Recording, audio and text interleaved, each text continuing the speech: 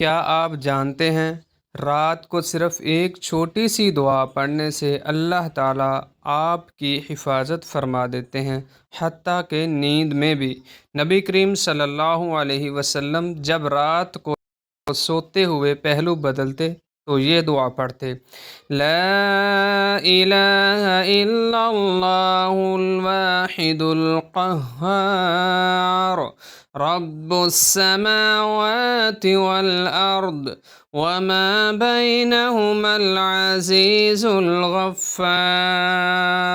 اس دعا کا مطلب ہے اللہ کے سوا کوئی معبود نہیں، وہ اکیلا اور سب پر غالب ہے، وہ آسمانوں اور زمین کا رب ہے اور وہ زبردست بہت بخشنے والا ہے۔